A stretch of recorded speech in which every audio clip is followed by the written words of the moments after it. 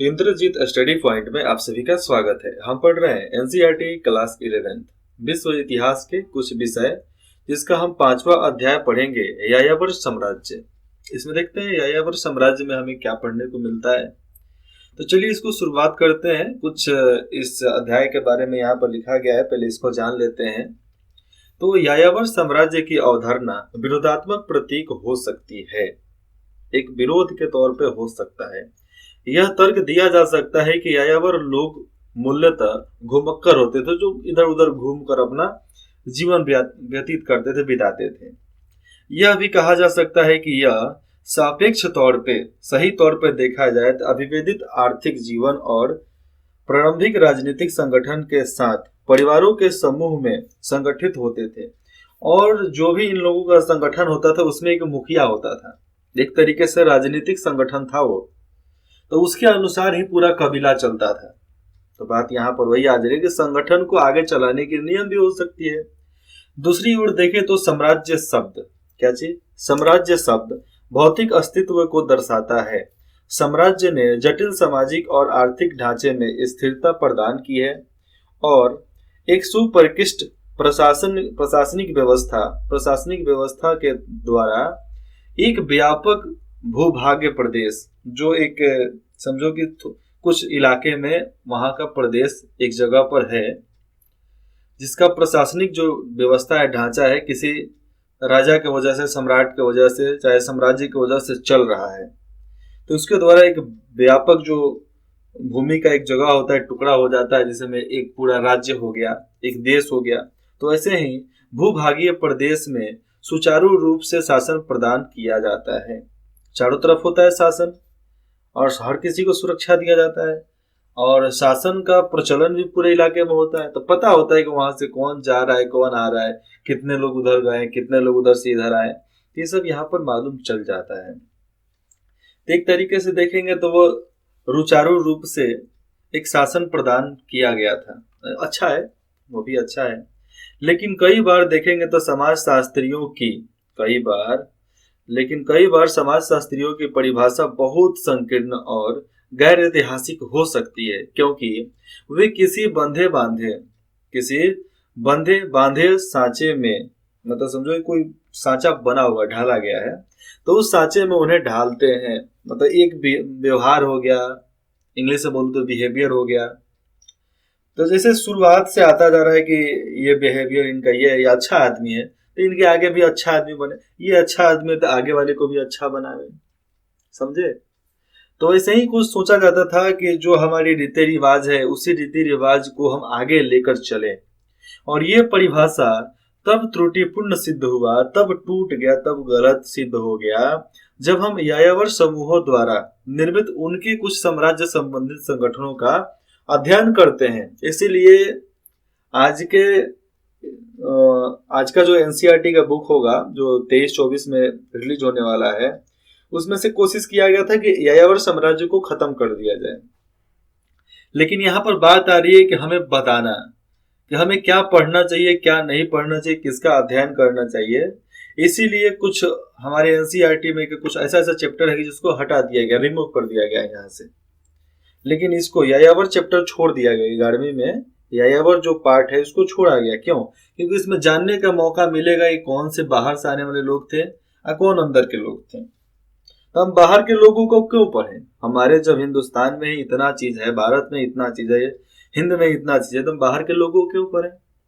अध्याय 4 में हमने इस्लामी इलाकों में राज्य निर्माण का अध्ययन किया। अध्याय 4 में हमने क्या पढ़ा? इस्लाम का उदय और विस्तार, कब से? करीबन लगभग 570 से लेकर 1200 ईस्वी तक किया ना हमने। अरब प्रद्वीपीय की बधु यायावर परंपरा पर आधारित था और अरब प्रदेश से जितने भी आने वाले लोग थे, अरब प्रदेश से, तो उनका क्या था? बदुर उनका देखा जाए तो केवल यायावर परंपरा ही थी उनकी, उधर से इधर चले आए, भाग आए, चाहे जीत कर आए, चाहे कैसे हुआ आए ना। और उन लोगों का भी कबीला पहले छोटा हुआ करता था, छोटा कबीला आज बड़ा हो गया। तो जो भी हमें इंट्रोडक्शन परिचय दिया जाता है वो कम नहीं होता है, वो पूरा पाठ को समझने के लिए दिया जाता है। तो यायावर साम्राज्य की वजह से ये सब चीज हो रहा है। और इस अध्याय में एक भिन्न वर्ग के यायावरों का अध्ययन किया जाएगा। कौन सा? ये है मध्य एशिया के मंगोल। अब इसमें मंगोल के बारे में पढ़ना है कि मंगोल कितना कर्म कांड किए थे। तो मंगोल जिन्होंने 13वीं और 14वीं शताब्दी में पर महाद्वीपीय साम्राज्य की स्थापना चंगेज खान के नेतृत्व में की थी। और मंगोल का राजा चंगेज खान बहुत खतरनाक था भैया, बहुत खतरनाक।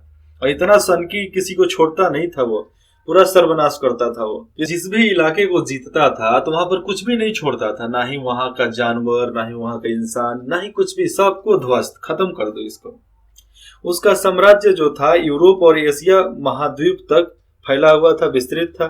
और कृषि पर आश्रित चीन की साम्राज्यिक और यहाँ पर निर्माण व्यवस्था की तुलना में शायद मंगोलियों के यायावर लोग दिनहीन जटिल जीवन से दूर एक सामान्य सामाजिक और आर्थिक परिवेश में जीवन बिता रहे थे। लेकिन मध्य एशिया के ये यायावर एक ऐसे अलग थलग द्वीप के निवासी थे जिन पर ऐतिहासिक परिवर्तनों का प्रभाव न पड़ा। ये जो मंगोल थे, इनका राज्य कहाँ से था?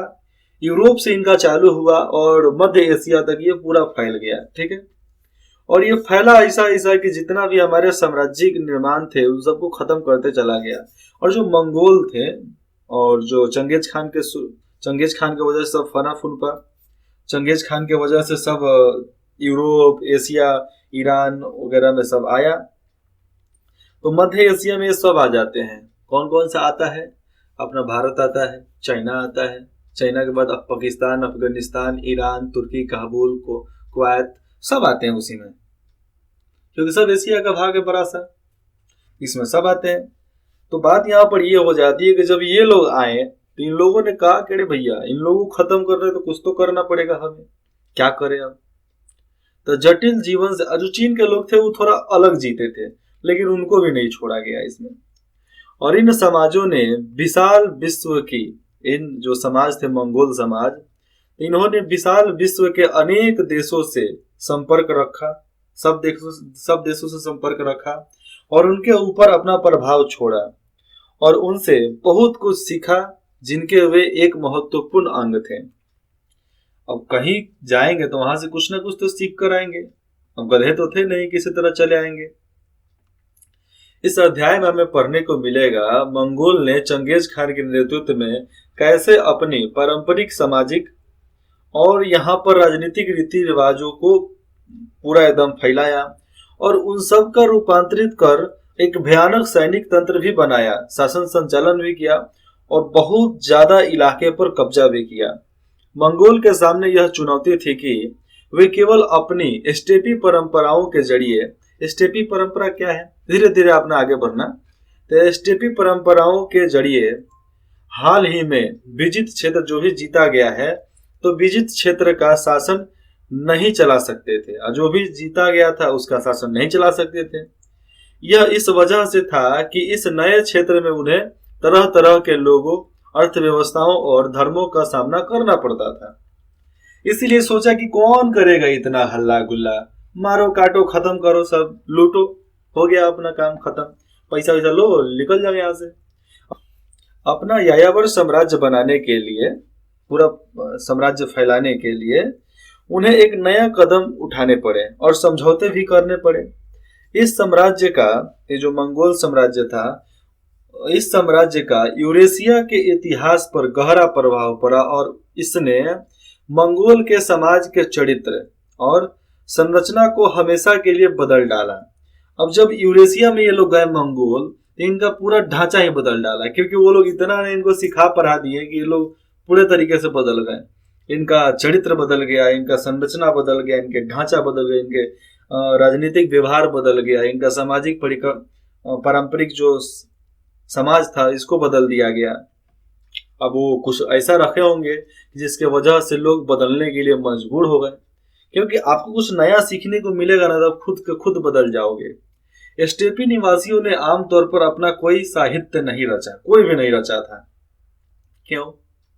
इसलिए हमारे इन यायावरी समाजों का ज्ञान मुख्यतः इतिवृत्तों, यायावर वृत्तों और नगरीय साहित्यकारों के दस्तावेजों से हमें मिलता है और इन्हीं से हमें सीखने को मिलता है।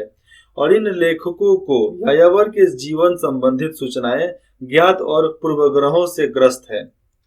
अब जो यायावर साम्राज्य है उनके बारे में जो लेखक लिखा करता है, भैया जानता है तब ना लिखा करता है, कुछ जाना तो लिखा।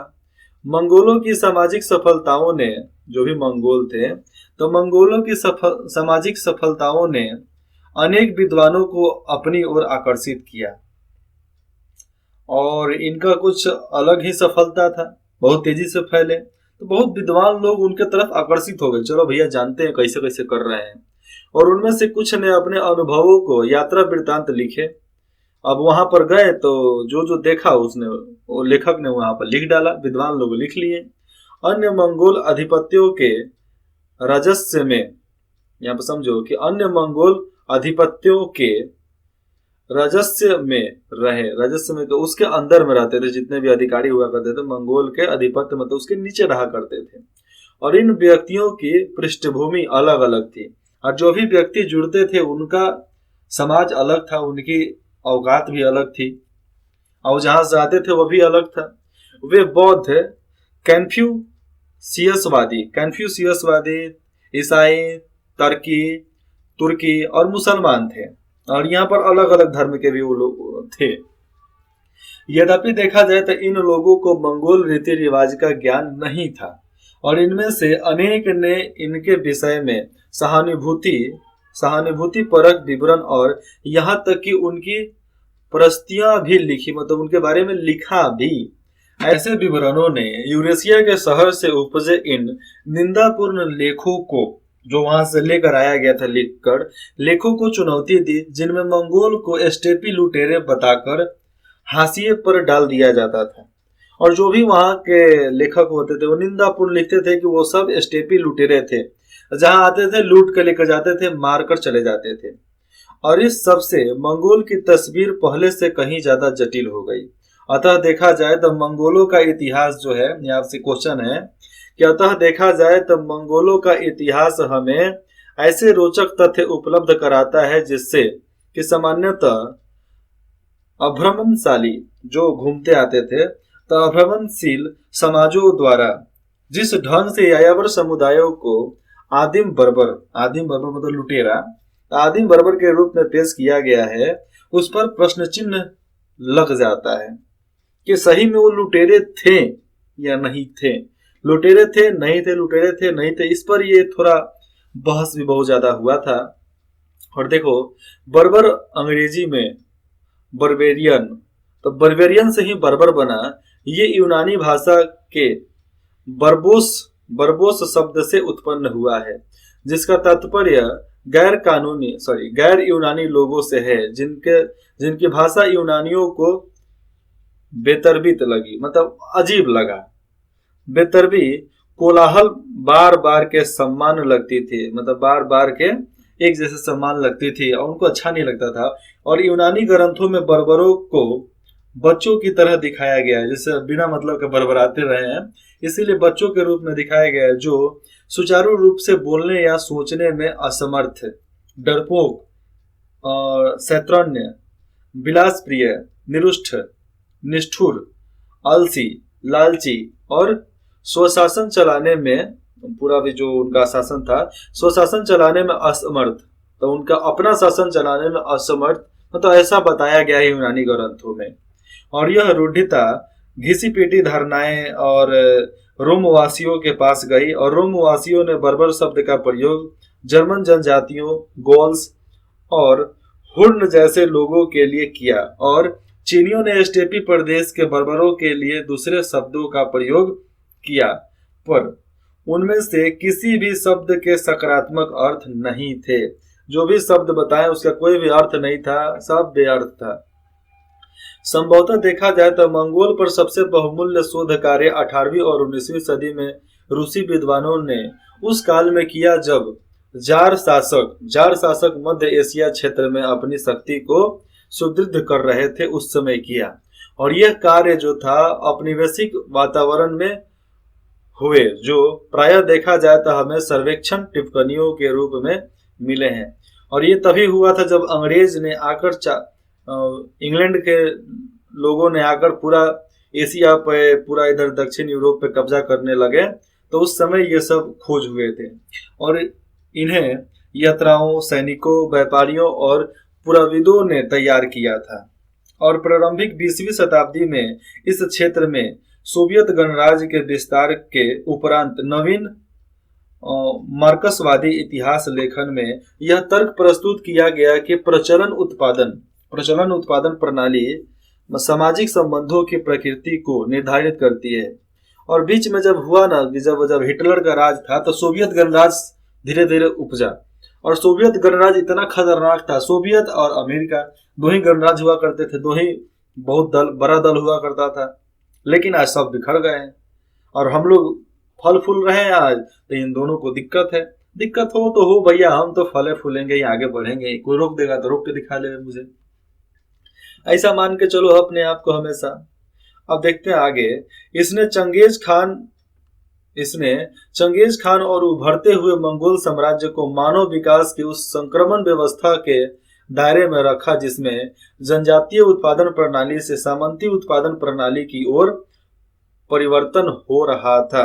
और ये परिवर्तन जो था सापेक्षित रूप से वर्ग व हीन सामाजिक व्यवस्था से उस सामाजिक व्यवस्था की ओर हुआ जिसमें कृषक, भूस्वामी और लॉर्ड के बीच में एक विशाल अंतर पाया गया था।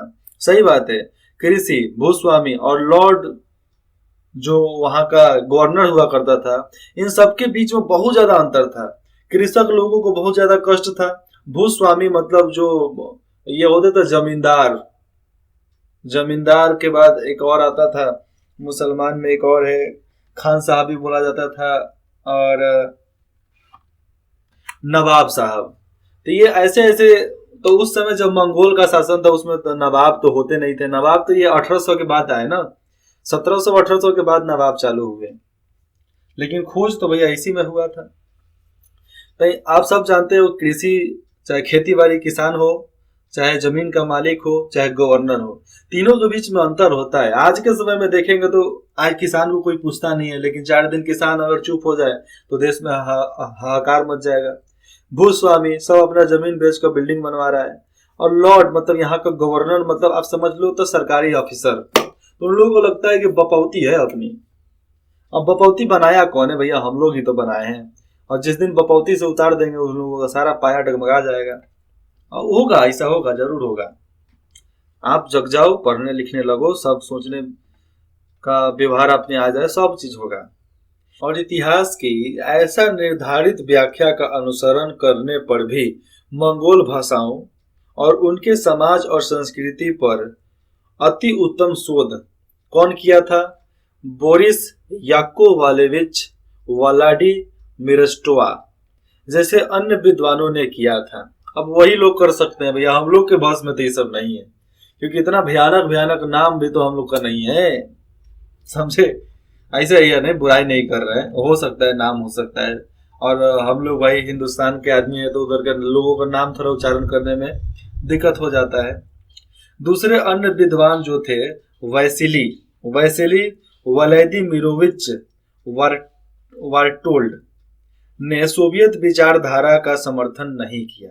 और ये जो थे सोवियत विचारधारा का समर्थन नहीं किया, और ये जो ऊपर वाला था बोरिस, इसने किया, लेकिन वैसिली ने नहीं किया था। और एक ऐसे समय जब एक ऐसा समय आया जब स्टालिन के शासनकाल में आंचलिक राष्ट्रवाद, आंचल मतलब होता है थाना क्षेत्र, तो आंचलिक राष्ट्रवाद के कारण घबराहट व्याप्त हो गई। घबराहट मतलब सब हड़कंप मच गया, सीधा भाषा में बताऊं तो। तब बारटोल्ड के द्वारा चंगेज खान और उसके वंशजों के अधीन जो मंगोल का जीवन और उनकी उपलब्धियों को सकारात्मक और सहानुभूति परक विवरणों ने उन्हें अभिवेचिका, सीधा समझे तो कैंसर, अभिवेचिका मतलब कैंसर, तो कैंसर के रोष का पात्र बना दिया। एक तरीके से कैंसर बना दिया उन लोगों को, ऐसा बीमारी जो कभी खत्म ही नहीं होता है। और उन्होंने बारटोल्ड की रचनाओं का प्रसार पर भैया उनकी रचना जो थी बारटोल्ड की बहुत ज्यादा फैला फूला, बहुत ज्यादा इलाके में फैला भी, बहुत लोग पढ़े भी, फला फूला।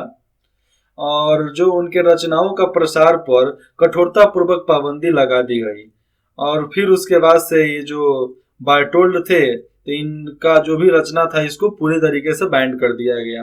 और केवल 1960 के दशक में उदारवादी उदारवादी खुश्चेव युग के दौरान उसके उपरांत ही उनकी रचनाओं को 9 खंडों में प्रकाशित किया गया। 9 अलग अलग किताबों के रूप में, खंड के रूप में उसको प्रकाशित किया गया। उन लोगों ने दबाया लेकिन बाद में उसको रिलीज कर दिया गया। आप भी कुछ लिखो, उसको दबाया जाएगा फिर रिलीज किया जाएगा। आप लिखो, हम रिलीज कर देंगे। चलो, पार महाद्वीपीय मंगोल साम्राज्य के विस्तार का मतलब यह भी था कि जो शोध के स्रोत विद्वानों को उपलब्ध है, जो खोज करने के लिए आपको सबूत मिलता है विद्वानों को, वे अनेक भाषाओं में रचे गए हैं। ठीक है, मानते हैं कि अलग अलग भाषाओं में रचे गए, लिखे गए हैं। और इनमें सबसे निर्णायक स्रोत जो है चीनी, मंगोल, फारसी, अरबी भाषा में उपलब्ध है। और ये ऐसे भाषा हैं जो हम लोगों को कतई नहीं आता है, लेकिन फिर भी हम लोग सीखे हैं इसको मतलब लिखने के लिए। फारसी हिंदुस्तान में करीबन 20% लोग होगा जिसको फारसी आता होगा। हाँ, करीबन 20% लोगों को फारसी आता होगा। नहीं भी आता होगा तो 5% लोगों को फारसी आता होगा। बोलने 20% को आता होगा। अरबी बोलने 20% को आता होगा। मंगोल भाषा जो बोलता है 1% लोग इधर का बोलते होंगे। चीनी भाषा तो हिंदुस्तान में कोई बोलता नहीं है, चीन का जो आता है वही बोलता है, उसके अलावा कोई नहीं बोलता है। आगे देखेंगे तो उस पर महत्वपूर्ण सामग्री हमें इतालवी, लातीनी और फ्रांसीसी और रूसी भाषा में भी मिलते हैं। ये भी भाषा हमें देखने को मिलता है। अक्सर एक ही मूलधारा विभिन्न आशय के साथ 2 अलग अलग भाषाओं में प्रस्तुत किए गए हैं। उदाहरण के लिए देखें तो चंगेज खान के विषय में सबसे प्राचीन विवरण जो है मंगकुल उन न्यूटोबियन एक किताब है, ग्रंथ है, इसमें मिलता है। मंगोलों के गोपनीय इतिहास, हिंदी में उसको लिखो तो ऐसे लिखा जा सकता है, इसमें हमें पढ़ने के लिए मिलेगा, जो मंगोल और चीनी भाषा में लिखे मिलते हैं। आप भी पढ़ सकते हैं। एक दूसरे से अलग है, फिर भी अंदर का बात एक ही है। इसी तरह देखेंगे तो मार्को पोलो द्वारा मंगोल राज दरबार का यात्रा वृत्तांत जो कि इतालवी और लातीनी भाषा में उपलब्ध है, वे एक दूसरे से मेल नहीं खाते हैं। चूंकि मंगोलों ने अपने बारे में स्वयं बहुत कम साहित्य रचा, अपने बारे में बहुत कम लिखा, और विदेशी संस्कृति चाहे विदेशी परंपरा, उसके वातावरण में रहने वाले विद्वानों ने उनके बारे में ज्यादातर लिखा। मतलब जो मंगोल लोग थे अपने बारे में कम लिखा, बाकी के लोगों के बारे में ज्यादा लिखा, और जो विदेशी लोग थे अपने बारे में कम लिखे, उनके बारे में ज्यादा लिखे। तो विदेशी सांस्कृतिक वातावरण में रहने वाले जितने भी विद्वान थे मंगोलों के बारे में खूब लिखा, क्योंकि जो जिसके पास नहीं होता है उसी की तलाश करता है। अतः देखा जाए तो इतिहासकारों को उन विदेशी मूल रचनाओं में जिन वाक्यांशों का प्रयोग हुआ था उसका मंगोल भाषा के करीबी अर्थ में देखा जाए तो निकालने के लिए वांग मीमांस, जिसको अंग्रेजी में फिलोजिस्ट बोला जा सकता है, और बोलते भी हैं लोग, तो वांग मीमांस की भूमिका अदा करनी पड़ती है। और मंगोल भाषा के करीबी यही चीज आता है, वांग मीमांस, इसी की भूमिका अदा करनी पड़ती है यहाँ पर। और ईगोर क्या होता है? इगोर दे रखे विल्टस, इसमें क्या लिखा है? मंगोलों का गोपनीय इतिहास। मतलब इसका भी मतलब होता है कि मंगोलों का गोपनीय इतिहास। और कहीं जाकर बोलो इगोर दे रखे विल्टास, कोई 4 चापट लगा कर चल जाएगा, अरे गाली दे रहा है काहे तू। आगे लिखते हैं गरेहाट डेरफर, इसका मतलब होता है जिन्होंने ऐसी मंगोल और तुर्की शब्दावली पर काम किया जो फारसी में शामिल हो, उसको क्या बोलते हैं? गरेहाट डोरफर। ठीक है। और इन जैसे विद्वानों की रचनाएं मध्य एशिया के यायावर इतिहास को पढ़ने की कठिनाइयों को उजागर करती है। इस अध्याय में यायावर साम्राज्य तो इसमें हम आगे चलकर देखेंगे कि चंगेज खान और मंगोल के विश्वव्यापी साम्राज्य के बारे में उनकी विश्वसनीय उपलब्धि के बावजूद उद्यमी, जहां पर वो सब नया नया कंपनी कारोबार करते थे, तो उद्यमी विद्वान, लेकिन यहाँ पर तो विद्वानों की बात आती है, तो विद्वान और अनुसंधानकर्ताओं को अभी अभी बहुत कुछ छानबीन करना बाकी है, जो हम अभी आगे चलकर सब खत्म करके पढ़ेंगे कि क्या क्या हमें और खोज करना है। और मिल नहीं सकता है ना, उस समय का ना ग्रंथ था, ना किताब था, ना कुछ भी था, कहाँ से मिलेगा? नहीं मिलेगा, कभी नहीं मिल सकता है, लेकिन मिलेगा कभी ना कभी तो मिलेगा, और नहीं मिलेगा तो कौन खोज रहा है भैया। यहाँ पर देखो भूमिका, तो भूमिका में आता है मंगोल साम्राज्य। तो मंगोल साम्राज्य कितना बड़ा था? ये जितना भी आपको ब्लू में दिख रहा है ये मंगोल साम्राज्य था। भारत का पाकिस्तान वाला इलाका भी मंगोल साम्राज्य के अंदर में आता था, लेकिन भारत का देखो कश्मीर का इलाका भी है जो ऊपर का, यह भी मंगोल साम्राज्य के अधीन आता था। तिब्बत भी जब सब जात मंगोल साम्राज्य के अंदर में ही था, उसके अधीन में ही था। और ऐसे देखा जाए तो तिब्बत इधर तक ले तो अपना भी राज था, लेकिन बाद में इन लोगों ने जीत लिया। चलो कोई बात नहीं, हार जीत लगा रहता है। आगे देखेंगे भूमिका। 13वीं शताब्दी से प्रारंभिक दशकों में, कब से? आज से करीबन 700 वर्ष पहले, यूरो एशियाई महाद्वीपों के महान साम्राज्य ने मध्य एशिया के स्टेपी प्रदेश में एक नई राजनीतिक शक्ति के उद्भव के एक बड़े खतरे का अनुभव किया कि साला बड़ा शक्ति हमारे तरफ आ रहा है। चंगेज खान की मृत्यु 1227 में हो गया। कब हो गया? 1227 में हो गया, लेकिन फिर भी उसका खात्मा नहीं हुआ। अब मंगोल वाले छोड़े नहीं, तो चलिए उनकी मृत्यु तो हो गई, चंगेज खान की मृत्यु हो गई, और चंगेज खान ने मंगोल को संगठित किया। पर चंगेज खान की राजनीतिक दूरदर्शिता जो थी, मध्य एशिया के स्टेपी प्रदेश जो पहाड़ी इलाका था, मंगोल जातीय का एक महासंघ मात्र बनने से कहीं अधिक दूरगामी थी। ठीक है, इसके आगे का हम पढ़ेंगे अगले भाग में। तो देखो वो लोग क्या करते थे कि स्टेपी क्षेत्र पर भी वो कुछ ना कुछ कर डालते थे। यहाँ पर आप देखो कि कौन कौन सा राज्य उन लोगों का अधीन था। रूसी सामंत देश, मार्को, बगदाद, फारस, उर्मुज, मरव, निशापुर, हिरात, बलख, बुखारा, समरकंद। और समरकंद जब था तो उधर इन लोगों को सिकंदराबाद भी होगा, वह भी इन लोगों का बात है, सिकंदरा। और ताशकंद, तुर्फान, चीन, तिब्बत, इधर और भी है, गुआंगजाओ, ये भी इनके कब्जे में था, हांगजाओ, ये भी इनके कब्जे में था, कराकोरम, मंगोलिया, पूरा ये समाज इन्हीं के अधीन में आता था। ये और है, बेजेंटाइन साम्राज्य भी इन्हीं के अधीन था। तो इन लोगों ने राज्य को फैलाया, बहुत ज्यादा फैलाया था, छोड़े थोड़े थे। और इधर के अरब के लोग थे तो इधर अरब राज करते थे, लेकिन अरब सागर से लेकर बंगाली खाड़ी और श्रीलंका तक भारतीयों का राज्य था। इसके आगे हम पढ़ेंगे अगले भाग में, भूमिका से ही शुरुआत करेंगे। ठीक है, आपको कुछ भी डाउट हो तो आप बेझिझक हमें कमेंट करके बता सकते हैं। इंद्रजीत स्टडी पॉइंट में जुड़ने के लिए आप सभी का बहुत बहुत धन्यवाद।